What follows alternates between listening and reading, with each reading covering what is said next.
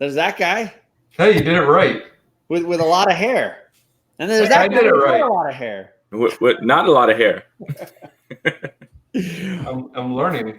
It's New Comic Book Day Book Club, the Wednesday show where we pick one book and you don't know. Are you getting a dumpster fire? Or are you getting an instant classic? You don't know. For every die, there's a Captain Marvel 1. You just don't know. But you're here. Captain Marvel 1 is never going to live that down. I really don't like that book. There are many others that you like less. But that's if I had made a thermometer, that would be the freezing point. Do you think maybe one week we should actually rank all like 40 whatever books we've done? Right? This has to be the 50-second episode, the one we've done 1 year worth of shows. Yeah.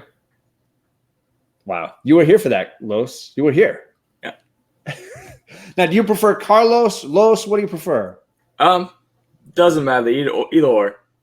If you guys don't know Carlos, he's on Instagram. He's got his YouTube channel. He's just over 200 subscribers somewhere. You guys got to sub him up. His link to the channel is in the chat. You've seen him in all kinds of chats. You see he jumps in. He's got great comments to add. He's got a cool Instagram, and he's funny as hell, and he's here with us tonight. Thank you. Appreciate it.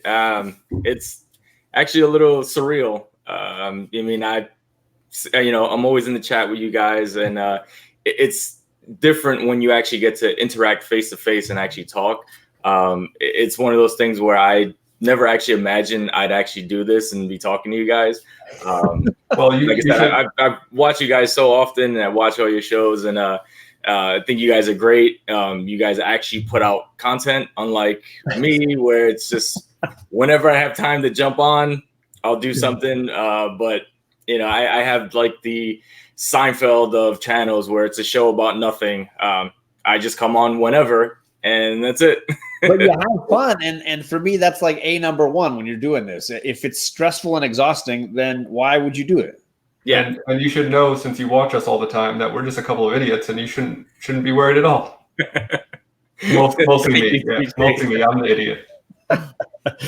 I agree, TJ. Los has a great channel. He's dropping 3 fire emojis there in the chat. Thank you. Appreciate it, TJ. That's awesome, TJ. And let's shout out some people in the chat. We got the Retro Savage who says, I haven't read it yet. And he doesn't want to be spoiled, so he's probably already bailed. So we can talk mean about him now.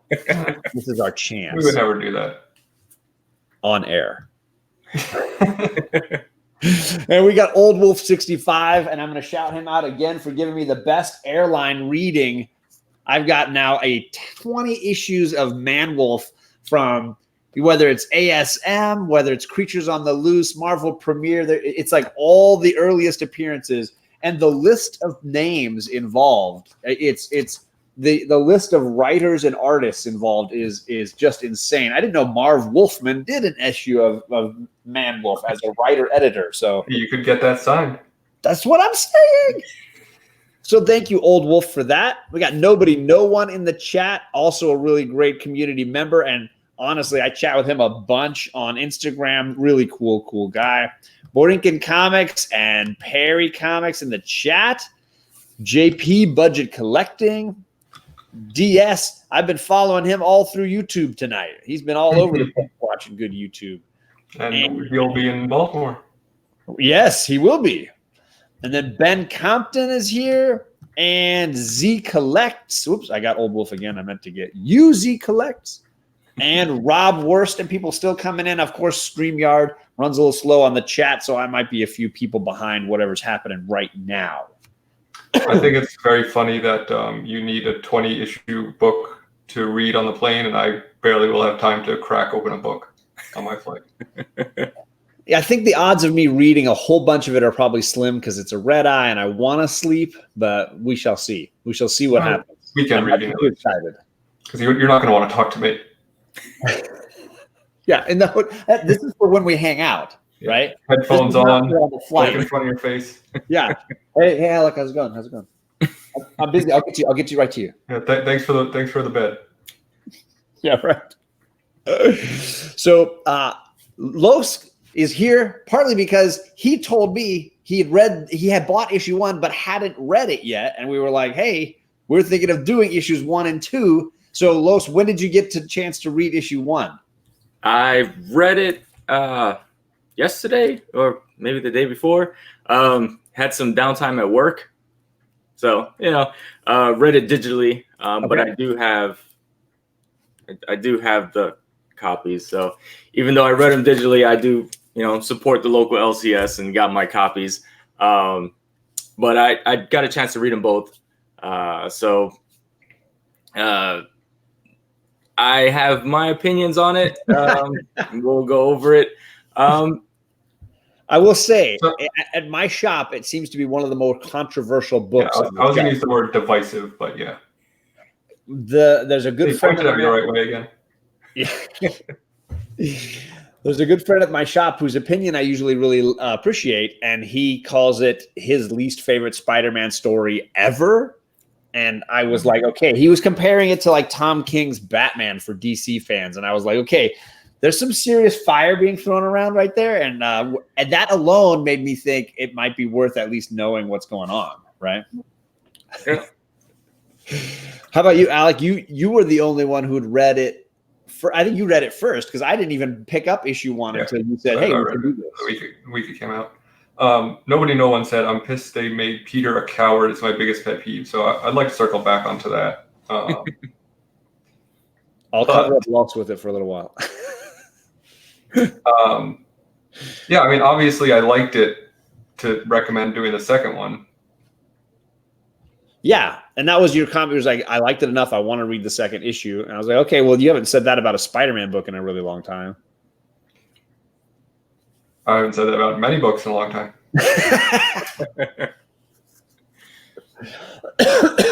I will say at our house, I picked up issue 1. I gave it to Kate. And within 2 pages, she's like, "Are you kidding me? Are you kidding me?" Yeah, it starts off pretty intense. Yeah, it does. She finished issue 1, and she's like, "Okay, where's issue 2? I want to read it." And then when I got issue 2 at the shop today, it was instant. Opened it up and dove right in. So she rode the roller coaster of emotions on that and loved it. But if you don't need a sixth grader's opinion, here's 3 numbskulls to give you theirs. That's right. I mean, if we proved anything in the past, it goes like Kate and Charlie, me, you, as far as when people are right. Yeah. Skills in reviewing things. Yeah. So let's talk about issue 1 real quickly, because mainly we want to focus on issue 2 tonight. But issue 1 is obviously hugely important because it's setting up this Elseworlds storyline, right?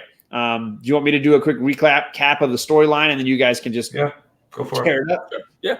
All right. So issue 1 focuses on at the very beginning, an event is occurring in New York. Spider-Man is in the midst of, I think the character's name is Cadaverous. Yep. This robot cyborg villain creature with all of his minion children, and they're sort of taking over the city. And Parker's getting pretty banged up.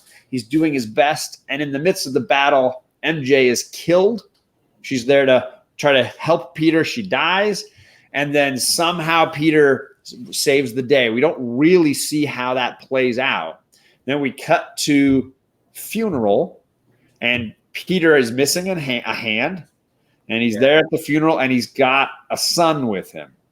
Yeah, well, if you notice at the beginning of that first issue, when he's crawling out of the rubble, his arm is like, it's hidden.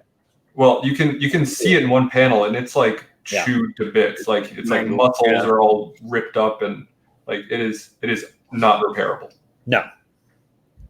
And then basically it skips, what is it, 12, 15 years? 12 years. Yeah.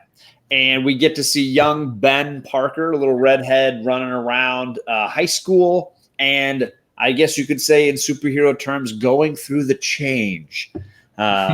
His powers are starting to manifest a little bit. Superhero terms? Yeah, that's what superheroes say, right? Or puberty. And he has those classic Spider-Man moments of the bully in the hallway and confronting the bully, and all of a sudden, whoa, I can do things I didn't know I could do. He's got Aunt May taking care of him, much the same way Peter had Aunt May. Peter seems to be a traveling war photojournalist who just shows up to bust him, get him out of detention when he gets in trouble. And it sort of all culminates in this moment when young Ben finds the truth about Dad and the spider suit. Aunt May reveals what's going on. Yeah. The one important thing you left out is the spray paint girl.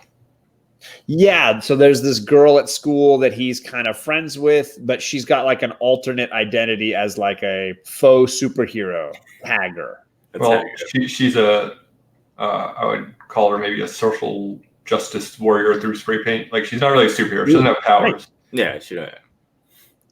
The first question from Rob Worst is, will the Abrams run go longer than 5 or 6 issues? I have no idea. I don't know if it's ongoing or if it's a short miniseries. It's supposed to be 5 issues. 5 issues. Okay. I wasn't too sure either. I didn't know if it was a miniseries or an extended series.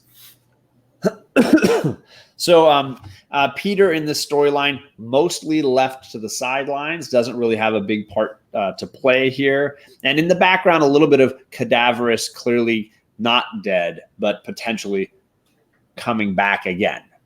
Yeah. Kind of get it? Is that about it? Yeah. I mean, I don't know that. So Cadaverous has all these like little minions he sends out. So I don't know that we ever expected him to be dead. Right. I don't know. Maybe you did, but. No, I did not, because especially we never see how Peter stopped him. Right. With one arm and a dead wife, he's somehow able just to defeat the villain. I'll take your 6-year-old's opinion and pass on yours, says Zucolette. Burn.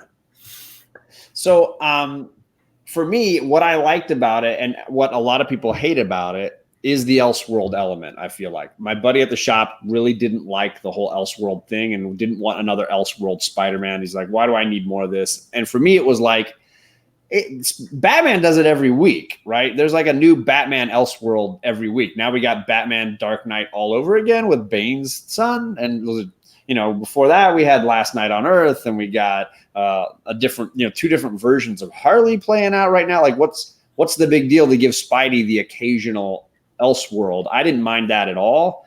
That I was fine with. It's kind of weird that they don't really present it as an Elseworlds. No. Yeah.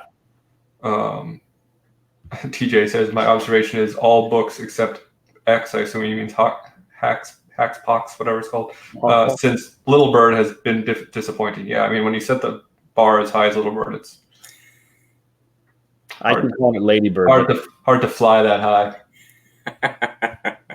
Did you see this cover this week? Oh yeah, I did not. Not only did I see it, I purchased it. Yeah, that was beautiful. So I wasn't bothered by that. Did the Elseworlds thing bother either of you? No, I mean, I actually felt I felt like it was more TV show movie. Like I can feel the J.J. Abrams coming out of it. It was that typical a tragedy happens in the beginning, that trauma that happened with Mary Jane getting killed. Then he reverts to kind of like this PTSD mentality where he's like, I can't fight anymore. I lost my arm. He became Rick Grimes from, Walking Dead. He died there and he, manifested in this. And so and then it was that typical father-son relationship where they don't get along because he feels like he can't protect them. He couldn't protect Mary Jane. He's not going to protect his son. So if he stays far away from him, that's kind of his way of protecting him, and he'll just leave him with Aunt May. Right. He feels like that's the safest choice. But for his son, obviously he doesn't. He wants his dad. And you can kind of see that. And it was kind of like that typical TV show movie feeling to me. I did want to see where it went from there, just because I'm just like, I see where they're going with it, and I'm fine with an Elseworld story. It doesn't bother me much. It's a comic book. I mean, they do it all the damn time. I didn't really mind, but it just felt like that TV show that he brought that Hollywood aspect of it, and I was just like. And it's a father-son writing the story, so I'm like, of course they did a father-son. Yeah, that makes sense. Drama. So I'm like, okay, but I did want to see. It did leave it open for me to say, okay, I need to give it a few issues to kind of really say, okay, it sucks, or it's actually okay, or it's pretty good. So I did give it a chance, and I got the second issue, and for me, it did pick up. I did like the second issue better than the first issue, actually. And obviously we'll go over that. After we're done talking about the first issue, we'll go over the second issue. But I mean, the first issue wasn't terrible, but it felt like it was predictable. Like I've seen this before in a movie or a TV show. But I definitely wanted to see where it went from there. And what about you, Alec, as far as the Elseworld stuff goes? I want to shout out a couple of comments real quick. Robert said, best Elseworld type story this year, hands down, is Chip Zdarsky's Life Story of Spider-Man. Yeah, I would agree. And Biggie Shack with the comment of the night, watching Whale and John is like watching an 80s comedy duo, but not as funny. I'll take it. Yeah.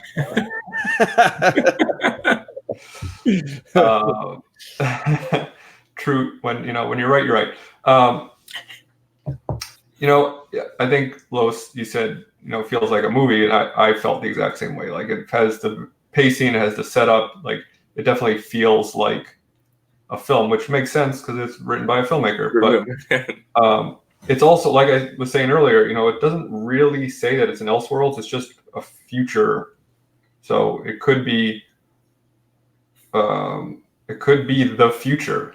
We're not presented with the fact that this necessarily is an Elseworlds. Yeah, it's true. Yeah, they never mention it. Jumping ahead a little bit to issue 2, one thing I really liked about it was that we're back to getting a Spider-Man story about, Spider-Man dealing with the teenage issues and the discovering his powers and the, trying to do more than he thinks he can do in order to save people. And, we haven't had that Spider-Man story in a while. Spider-Man has been a very different character for many years, except for, Ultimate. Yeah, that's what, honestly, it did remind me a little bit of Ultimate in the sense that we're getting that root core Spidey that we all kind of remember nostalgically, that the dating dramas, the puberty stuff, the issues with school and superhero life and personal life all blending together. But at the same time, you could argue, I think, like Los was saying, that is there any originality left in that tank? I mean, it's hard to find originality in characters that have been going on for 60 years anyway. Yeah, like I said, I think it definitely picked up in the second issue when you can see he definitely had to take on more than he actually wanted. He didn't even really want these powers. He felt that he was a freak and he didn't like it. He tried to, just distance himself from it. But ultimately he just kind of got thrusted into it. And his friend that he met in detention was kind of like, hey, you can do more, you can be better.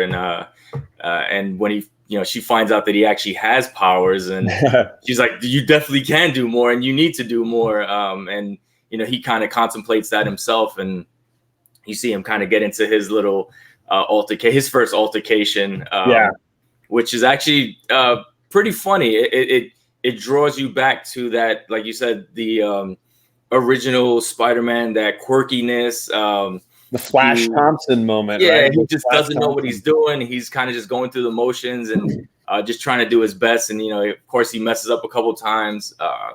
But the bystander, that he's trying to save, tells him you need to do better. And he's like, well, thanks. Appreciate it. Just saved your life. But OK.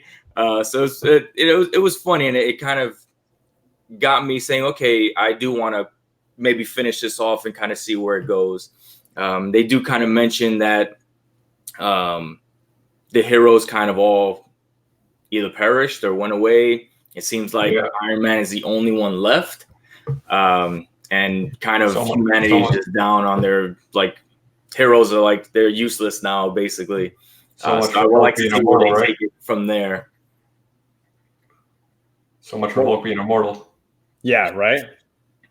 Which is what made me feel most that it was a Elseworld and not just a future story, because there were so many things that deviated from classic what do they call it, 616 storyline telling or whatever.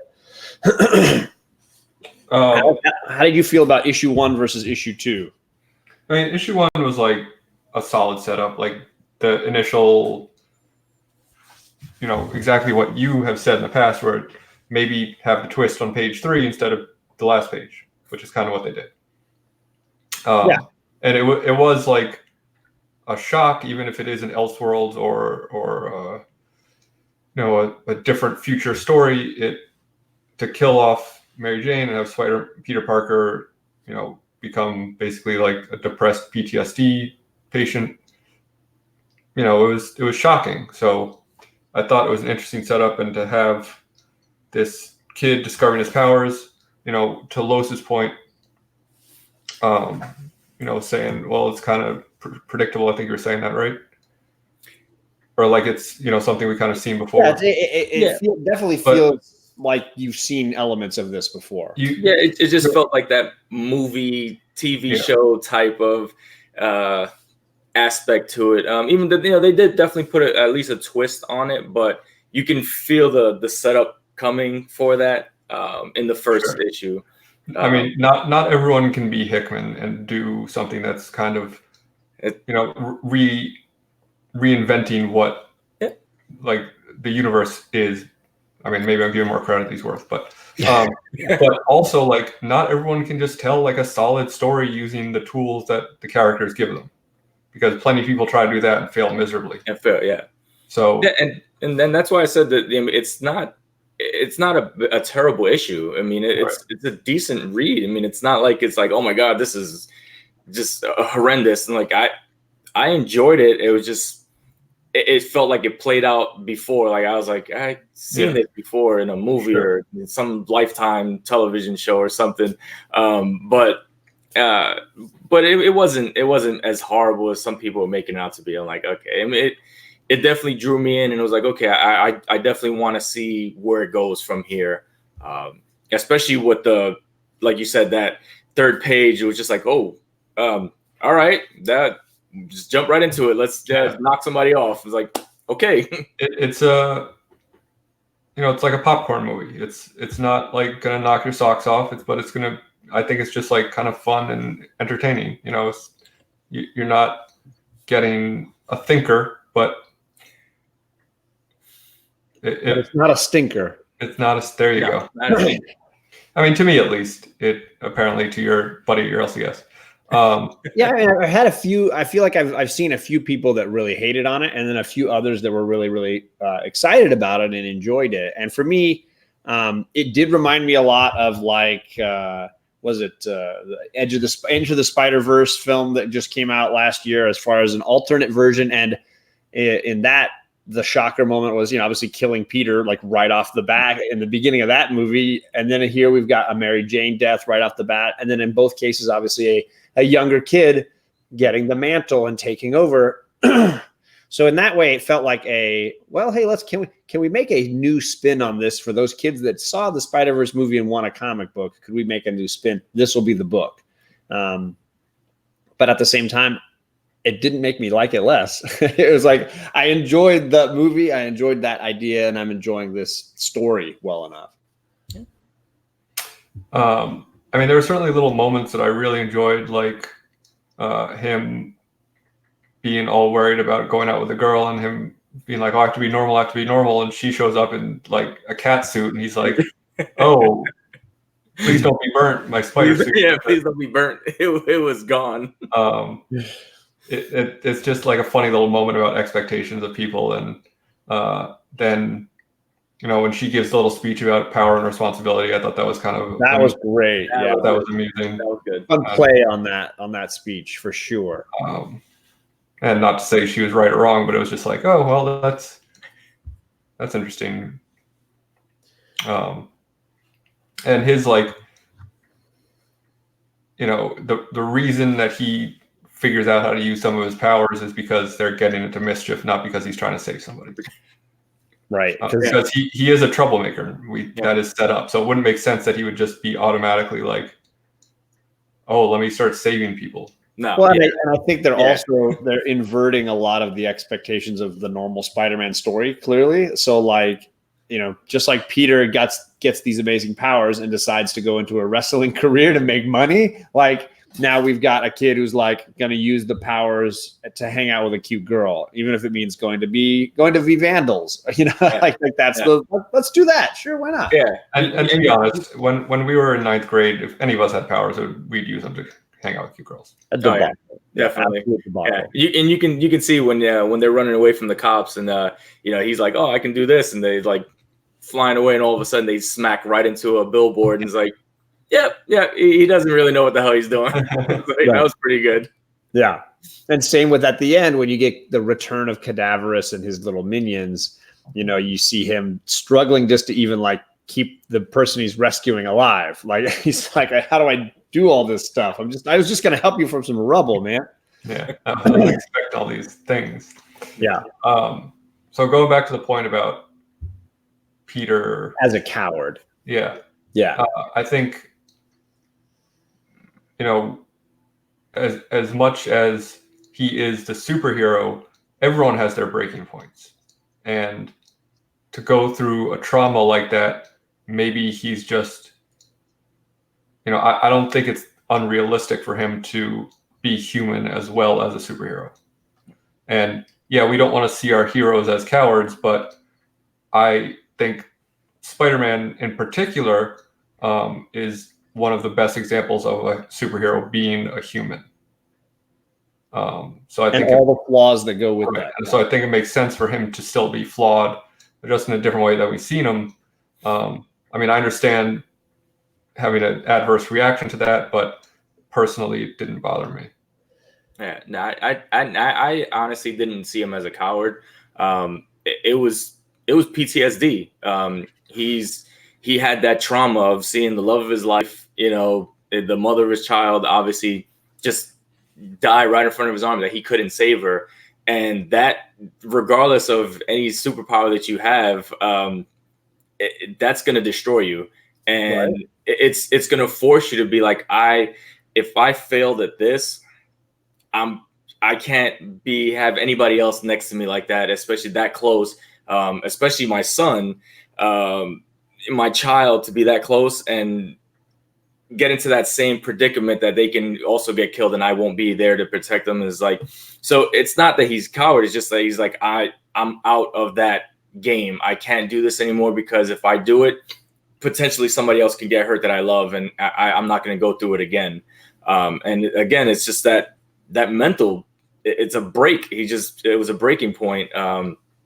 He's human, even though he has superpowers, he's human. And that would happen to any of us. You have that kind of, you just snap, and that's what happened. Like I said, I don't think he's a coward. He just broke. He's just a broken man. I didn't take it as cowardice either.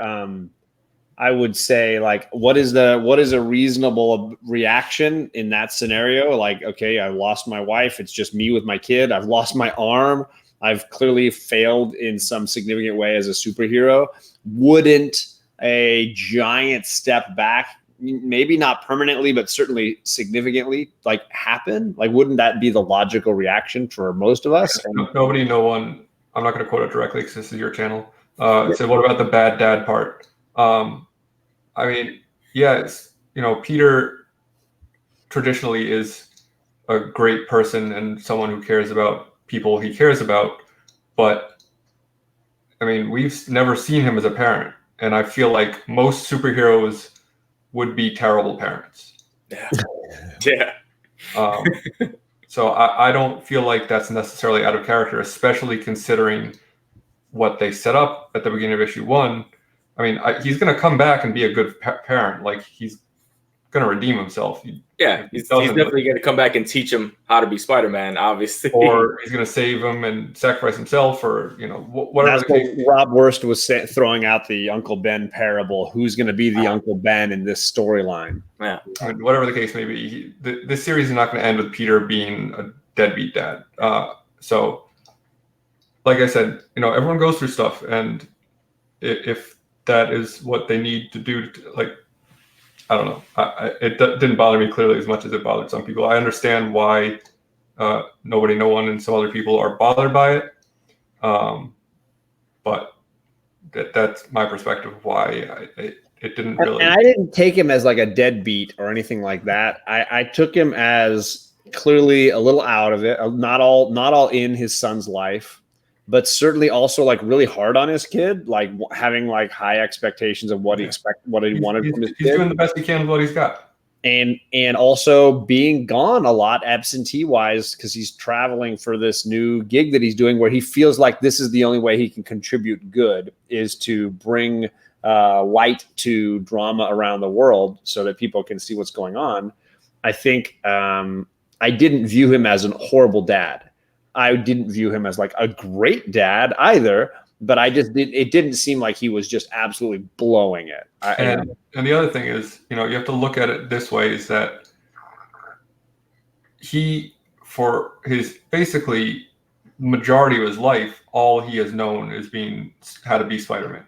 And if he can't do that anymore, I'm sure he's going through some sort of crisis of like, okay, how do I help now? Yeah. Definitely.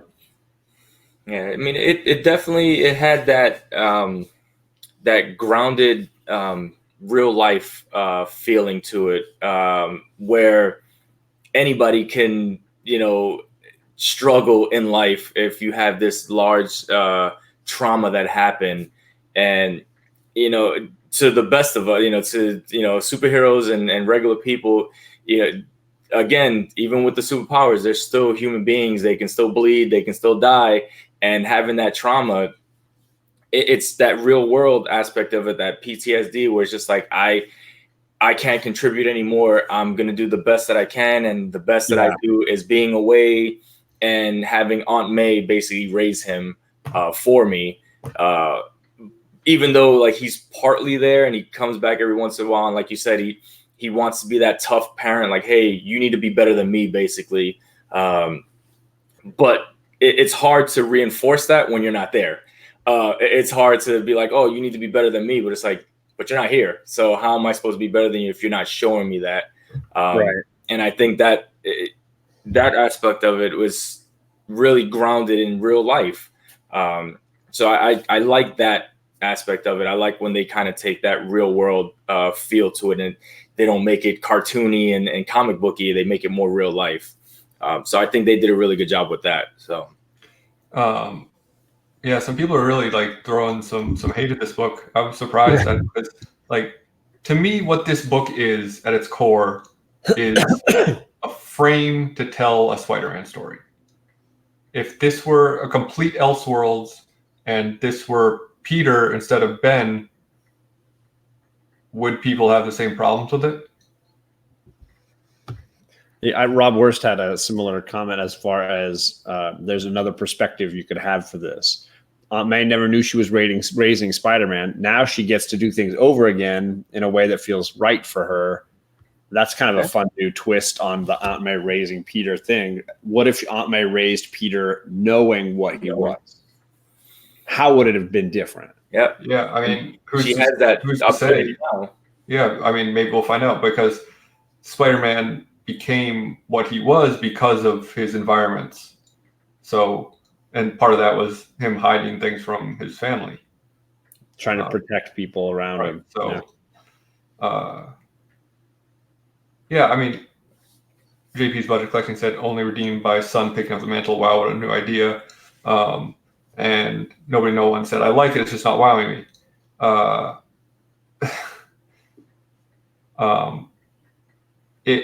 Yeah, I mean, like I said, it's a popcorn movie. It's like, it's entertaining enough, but like, it's not like groundbreaking. Yeah.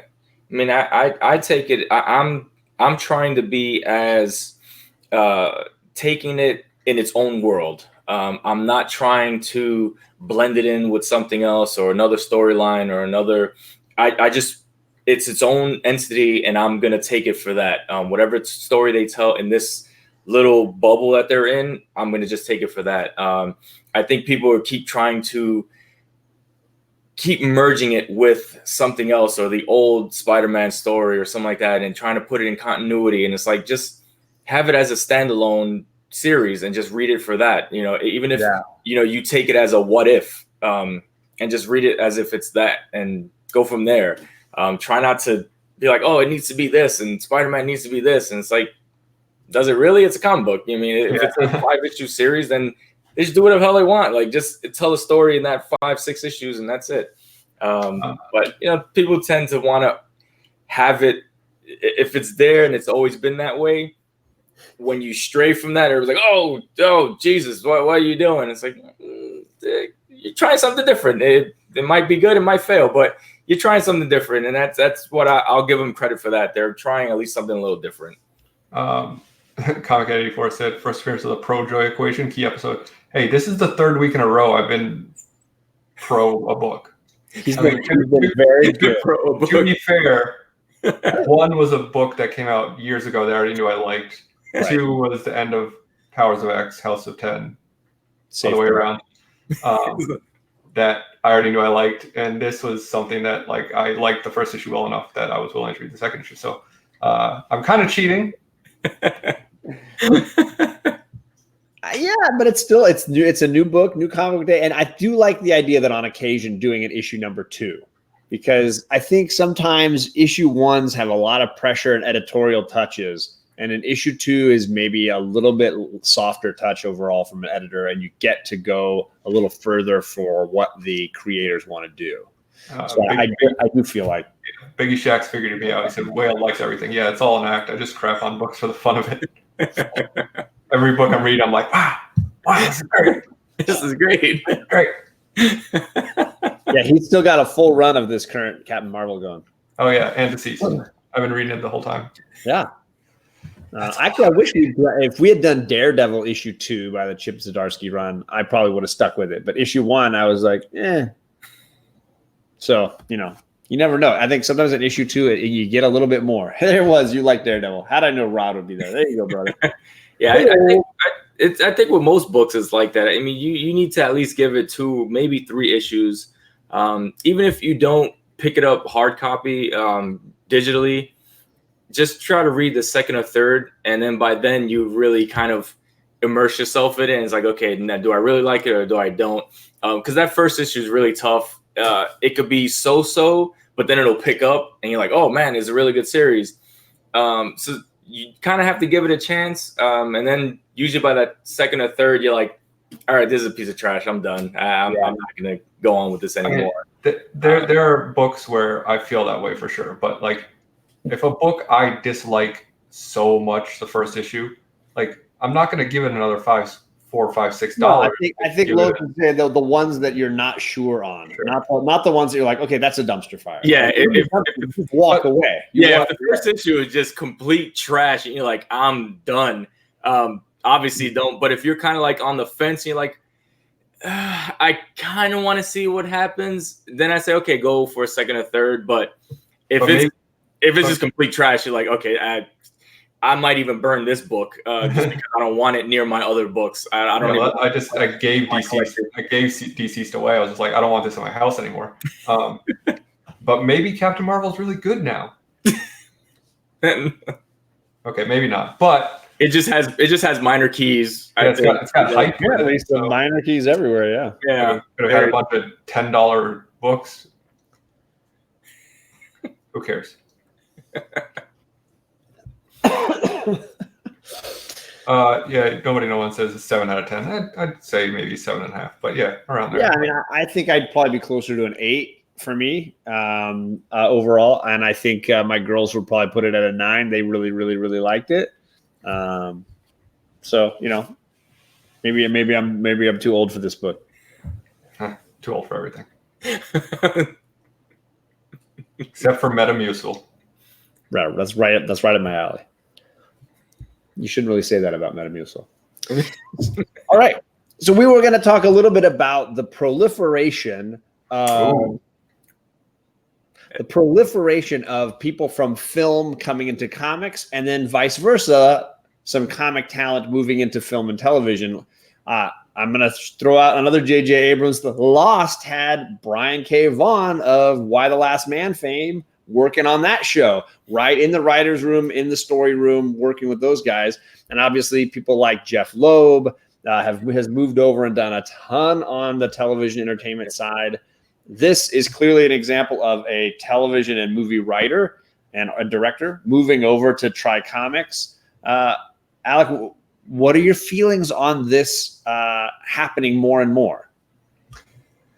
I mean, personally, I think that there are subtleties to genres. Like you can't have, let's take music for an example. So we're looking at writing right now, but look at music, for example. Someone who's a great country artist might not be able to do classical music, right? Where maybe that's a bit of an extreme jump, but writing a comic book and writing a TV show or a movie are two very different things. They might seem similar, but because they're both visual storytelling, but there's like a lot of subtlety in the way you write a comic versus how you write something that is in real time.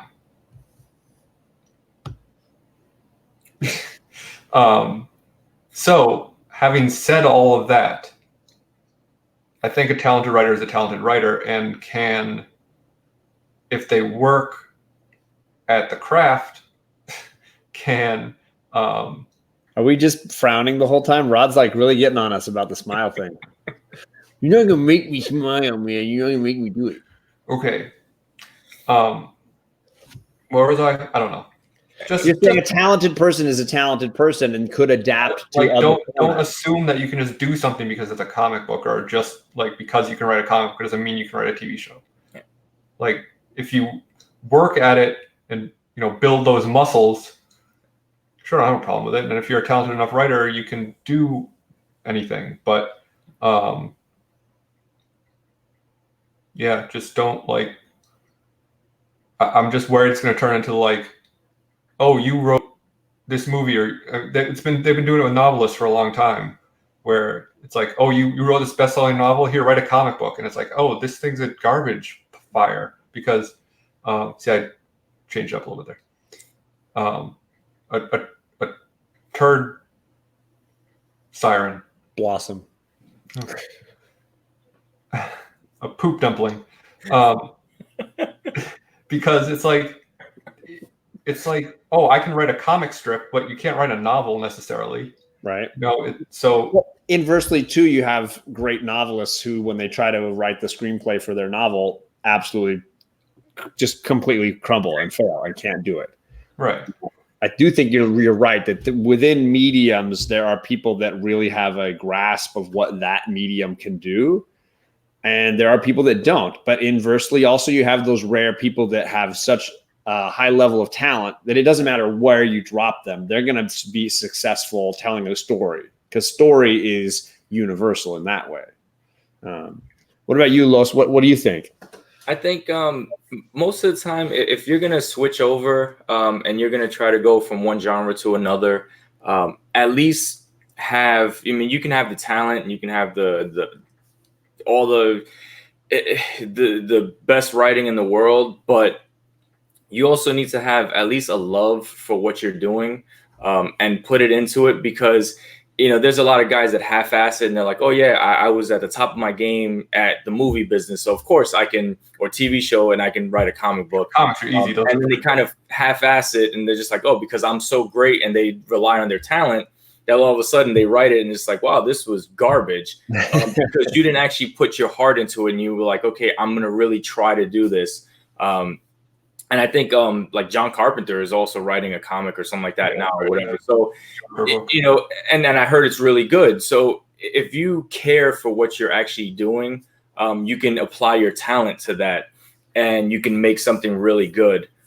So I don't have an issue with it as long as the person who's doing it is doing it for the love of it, and they want to do it to make it a good project, and not just, I'm just going to do it because I'm going to put my name on it, and now all of a sudden I have my name on movies and TVs and comics and this, and now I can spread my name to all these mediums. And I think sometimes that happens too, because they just want to get their name out into all these different mediums. But if it's garbage, then it's really no point. So like I said, I don't have any problem with it as long as you go into it knowing that, hey, I'm going to put my all into it. I'm going to write the best thing I can. If it turns out to be trash, at least I tried. And you can't say that I just half-assed it and I was just in it for a paycheck. So that's the only thing that I have. I mean, as long as they Well, try. and then I think some writers and artists overextend. I think Donny Cates is on the edge of that right now, where he's got so many irons in the fire that like something's down. You're guaranteed to actually come down somewhere. And for me, it was Guardians of the Galaxy. I was like, I'm just not reading this anymore. I'm not enjoying it. And he's jumping on Thor, I think, too now. Right. And I think so. Yeah, there's definitely ways in which a writer can burn out, whether that's moving between mediums or just absolutely overdoing it and having, J.J. Abrams got 2 TV shows and 5 movies coming out. Like at some point, it's like, okay, how focused are you on these things? Kenny Comic 84 said, I think a lot of shows and movies storyboard the shots before filming fairly close to comic panels. Yeah, so let me try to, I guess, clarify what I was saying earlier about the writing styles being different. Yes, they use storyboards, which are similar to comics. And I've said in the past, like, if you're adapting a comic book, you have the storyboards right there. Use those as at least a springboard. But when you're writing the 2 different mediums, the advantage of a film or a TV show is that you have the motion, you have real time. You don't have you have sound. Music. So you can show someone's emotion as it progresses and as it bubbles up, for example. Right. So, and you don't have that in comics. You have to pick the moments to best tell the story within those, single frames. So it's much more, I don't want to say intentional because that's not right, because films are very intentional the way you write them, John, right? Sure. But there is a specific intention how you write a comic book in order to convey the same emotions and the same feelings and the same storytelling as you would in something that has the advantage of 3D full real-time motion. Yeah, the limitations are so much more significant in a comic book where you're trying to have an entire action sequence play out in like 5-6 panels versus a movie where it's like 10-20 shots every minute, and you're able to create so much more dynamic movement versus a comic book that has to be very smart about what they do and conservative to be able to get across the same point. John left that turd comment up for a while now. Yeah, I thought it was funny. That's why. Hey, there he is, the great legend. Sir, we are excited to see you tomorrow. Technically, I guess it'll be the day after tomorrow. But yes, very excited about that. And I think it's another thing too. It's hard to put emotion in paper.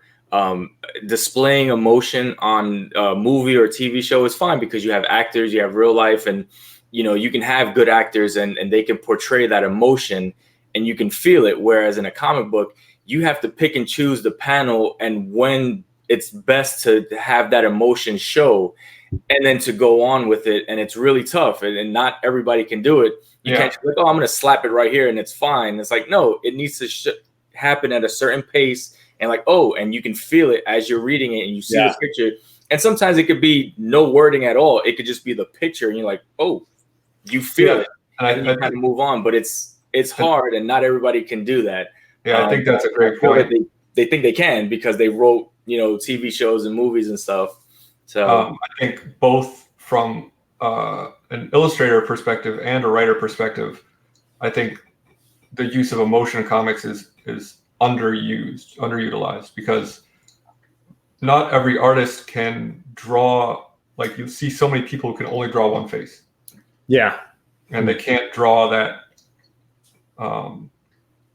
variety of human expression. Thank you. Not something I'm familiar with, so it's hard for me to articulate. Well, we got the teacher here, so it's I'm basically like, I'm a mime. I'm so articulate in my expression. And also like writers don't take the time, and I complain about this all the time, of they rush pacing and they don't take that moment to show that emotion. They're like, oh, I have to get the next word bubble out. I can't take the time to have an establishing shot, or I can't take the time to have a shot where a character is just reacting to something and showing, what their facial expression. I think also like you can't underestimate music. and what I mean, Guardians of the Galaxy is a great example. Definitely. Like what a movie can do with a great soundtrack versus what a comic has to try to accomplish without those things. They can put a couple of lines of a song with a couple of music notes next to it, and you can kind of hear the song. If you know that song or if you remember the song, you might be able to put it together. But you can't capture the same emotion. And then that doesn't even count score. You know, a talented person like a Michael Giacchino has his music roll in, and you're just like, Mike, you know who Michael Giacchino is? Yeah, You look like, who the heck is that guy? That's a deeper cut. That name? It sounded like a Muppet. Like a John Williams or something a little more accessible for the crowd. He won an Oscar. So did Up. So did a lot of people that 8 minutes of music at the beginning of Up. I'll put that up against anything, man. That was amazing. So yeah, I think you can't underestimate the power of soundtrack, sound effects, and all those things that a comic book has to do, again, with the art and the words. Yeah. Onomatopoeia. Yeah. Sounded like a threat. I wanted to throw out a big word too. So for me, I'm going to say if I skip issue 3, the girls are going to throw tantrums at my house. So I am definitely picking up issue 3. How about you, Los? Yeah, I mean, after issue 2, it definitely picked up a little bit. And, obviously when, Peter comes in and, Ben comes home, he's like, hey, what's going on, Spider-Man? So I'm like, okay, it looks like now is going to be that teachable moment where he can kind of say, okay, yeah, you kind of saved the day, you saved this guy's life, but there was an opportunity there where you weren't going to make it. You've seen it on TV or whatever, they kind of filmed it.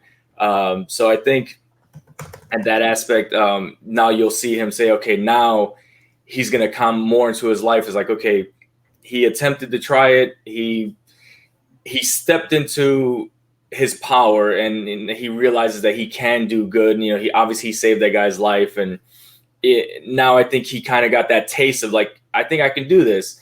But you're still not good at it. Right. And you need somebody who has done it, his whole life since a teenager. And I think this is where now they can have that kind of father-son bonding moment. Because I almost feel like the next issue has to start with him saying, give me the suit back. There's no way you're ever doing that again. Because I almost feel like this next issue can't be the, all right, son, let me teach you the ropes. This has got to be the, hey, dude, I hung up the ropes. There is no rope. You're done. You're done. What if they take him to Matt Murdock's boxing gym, though? Oh. Literally show him the ropes. Here are the ropes, son. Now go fight. All right, you've seen him now. Let's get out of here. Oh, my goodness. Impeccable spelling from TJ. Yes, he did nail that. What about you, Alec? Is this a pickup for you? I mean, I'm 2/5 of the way there. Unless issue 3 is a real turd siren, I'm gonna keep going with it. No, what was it? Turd. I think it was it. Turd siren, right? Turd siren. Yeah, turd siren. I said poop dumpling afterwards. I wanted to know if it was a siren that called turds, or if it was a turd that made a sound like a siren. Or was it a siren that lets you know that turds are coming? There's a lot of options here. Because everybody wants an early warning system for something like that. Yeah, if we could have had an early warning system for Captain Marvel, that would have been great. Right? We just know in advance. Skip that book. The turd siren went off, man. You read that preview? That new Captain Marvel is a real turd siren for the book. Holy cow. All right. So we didn't pick a book for next week, mostly because we got a busy weekend ahead of us, and we don't really plan on looking at what's coming out next week. And apparently Alex took a quick glance and did not care for anything. Well, let's ask the turd siren went off. Yeah, the turd siren is definitely going off because the one book I suggested, let's see, we'll take a quick vote in the chat, see if they want us to go back to Turtle Alerts. Amazing Mary Jane, #1. Hard pass. Yeah, you want us to really crap on a book again? Otherwise, I suggested we just do like a Baltimore recap. Well, and I was suggesting something that I know we're both reading, but then you were like, well, what if we did wait until issue 4 comes out? I get that. So, You got one pass already. I just, I don't even like the Mary Jane covers that they're doing. So I want none of any of it. The Perel incentive variant's great, but it's like $40-something on Midtown. Oh, there it is. Bada bing, bada bing, bada boom. Did you grab an X-Men today, Los? I sure did. Oh, look, my 2 favorite covers. There they are. Boom, boom. Party variant, huh? Yeah, I had to go with the art germ. I just love that they put Marvel Girl back to the original costume. That's cool. Yeah, that was pretty cool. She's been in the original costume for a while, since All New X-Men, because that was when Bendis did his crazy time travel thing. Gotcha. Oh, yeah, I did one of those. Oh, that guy. I got that. Still haven't read this, but I need to read this. It looked very interesting. No one said next week should be 2 weeks of Exiles. Yeah, we could do X-Men and Marauders next week. Right. I'm probably the only one that got Agents of Wakanda, but here I am. Yeah, I wonder why. Yeah, I thought about it. I just, we just did Hoxpox, so I didn't want to like. Yeah, we've been a lot of Marvel lately too. Yeah, because DC is not anything like just absolute drivel. Although everybody's loving Harleen, you and I were like, on Harleen. Everyone loves everything I hate. I don't know. I'm starting to think that we're the morons that we're like, no, don't buy this book, and everybody's like, but it's the most amazing Harleen. Yeah. I don't know. I stand by my statement. That book was a sleeping pill. Yeah, I didn't love it. I'm not buying the second issue. So if somebody wants mine, let me know. I vote for Alec and John, Baltimore greatest hits, with an 8x10 glossy set of photos.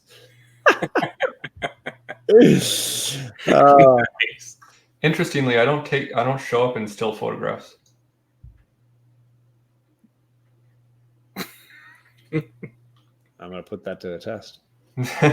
I've seen pictures of you on Instagram. I'm just going to say. Those are renderings.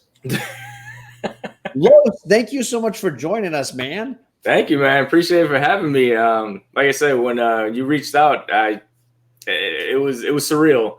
I was like, really? I get to be on with you guys. Like I said, I've been in a bunch of chats, and we conversate on Instagram and a bunch of other things, but never, actually camera to camera, if you want to call it that. But just that interaction. Sure. I mean, I was like, hell yeah, I'll jump on. I'm just glad it was a book that you'd already grabbed issue 1, because I was like, we're gonna make you buy 2 books. Hopefully you already got one. It was a pleasure having you, man. Yeah, thank you, man. Oh, Alec, I know we had spoke about it, so that was the book right there. Oh, let me go like that. Let me pull it up. If you guys don't know Los, just so you know, his channel is linked down below. You can check him out, check out his channel, and sub him up. Oh, there's some nice Michael Turner. Yes. That's a beauty. I've been looking for this book for a while. It's the Superman Batman, or Batman Superman number 8. Yes, that's that Carl Zor-El storyline. Yeah, the San Diego Comic-Con. Been looking for this forever. One of my favorite covers of all time. It's beautiful, and even just the little you notice like the one strand of like hair that goes right across her nose. Yeah, it's just tiny, but I love this cover so much. Turner. So send it in. You're gonna send it off to be graded. Yeah, I mean, more than likely, probably, yeah. It needs to be encapsulated. This thing needs to be in a nice shiny case. It's just too pretty. But just to have it, like I said, and it's actually a funny story. I bid on an actual auction on this, and I lost. I bid. It was, I bid. I lost. I'm like, okay, whatever. And the very next day, I get the email alert saying, hey, in my searches that I saved, hey, we got this book, buy it now. And it's like $35 cheaper than my bid that I put in there. And I was like, yep, buy it now. Buy it now. I'm not even going to try to make a deal. Yes, I want it right now. That's the best when that happens. It worked out perfect. I was like, yes, I'll take it. But yeah, that was the book that I told you that, you would appreciate. So yeah, that's awesome. That's awesome pickup. Real quick bit of news that a couple people have sent to me today. If no one's heard yet, Netflix picked up the rights to do a Bone animated series, and it is not selling for this, but right now an 8.0 is on eBay for the price I paid for my 9.0. So I'm pretty psyched. Yeah, I was actually gonna bring that up. I seen that too. It was like they optioned it. I was like, I know you have your Bone there. I was like, oh man. I was like, Alex should be, there it is. Nice, very nice. Yeah, I mean, but who cares about that? What I care about is that if they make an awesome cartoon out of it, it'd be exactly amazing. Yeah. Because I have kids in my class, and of course my daughters, thanks to you, all huge fans. So it's definitely got a following that could be awesome to see another generation take it on. Nice. So Alec and I are going to be in Baltimore, so you're not really going to see a lot of like our usual content over this weekend, but you might see a lot of random pop-up notification bell moments if you've clicked the notification bell for his channel and for mine and the Comic Core channel. Who knows where we're going to pop up? You don't know. Awesome.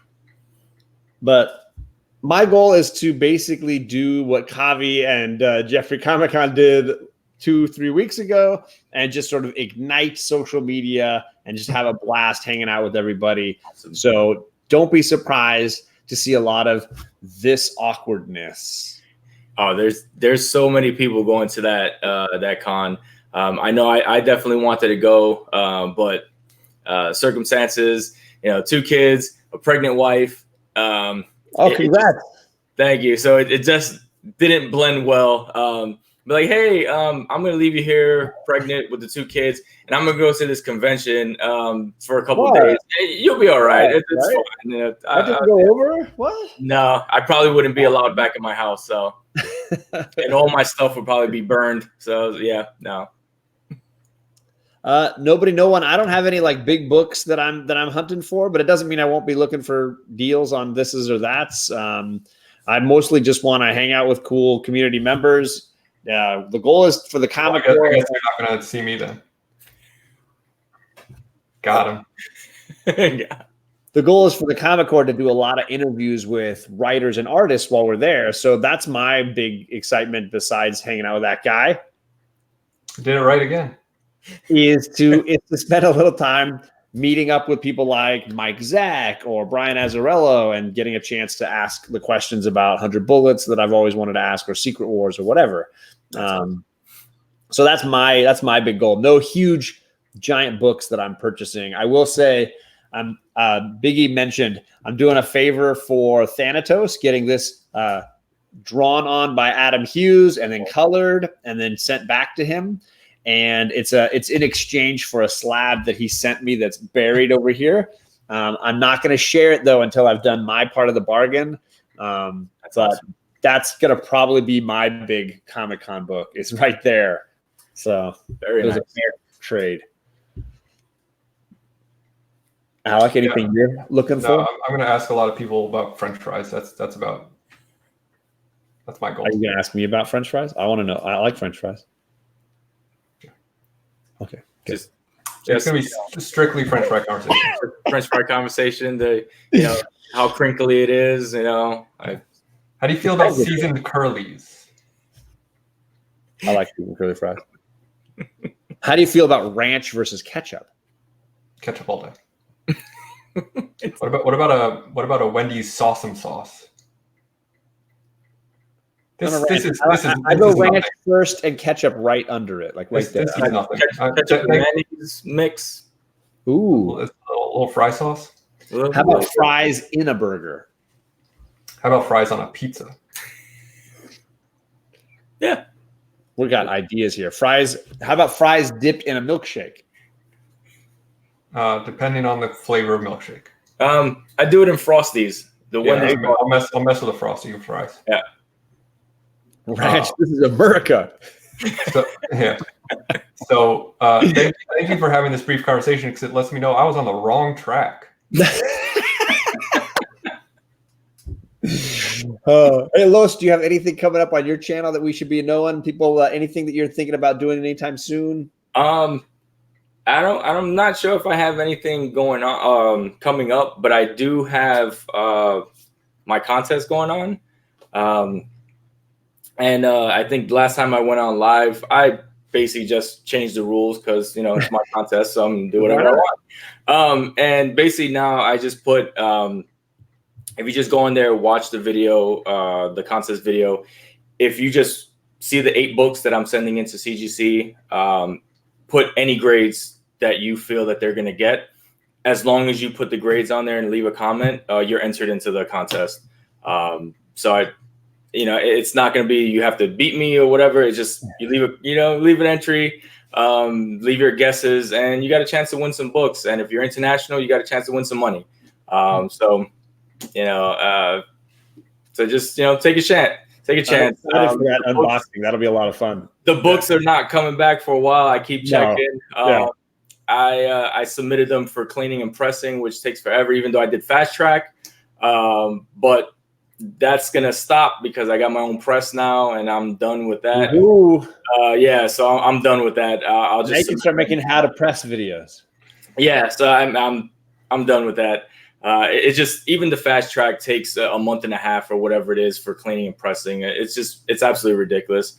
If you don't have fast track, it's like 72 business days to get your book clean and pressed by CGC. Well, I mean, which is absolutely ridiculous. I did the same. I did it before without fast track, and my Neil Adams book there that I got signed, the Green Lantern. It took me about almost 7 months to get back. Oh. So yeah, that's not happening anymore. That story just reminded me of a great self burn that I had said today at work that I'll leave us with before we sign out. Someone made a comment about how us being CGC'd, like as people, and I said, "Oh, I would be a 1.8 qualified grade." Good night, everybody. Thanks everybody for coming. Keep an eye out for us all over Baltimore in the next few days, and keep an eye out for this guy. You should check out his channel. The link is down below. Thank you. Appreciate it, guys. Bye, gang. Peace. Bye. If I can click on the right thing. Maybe. Takes me a couple seconds.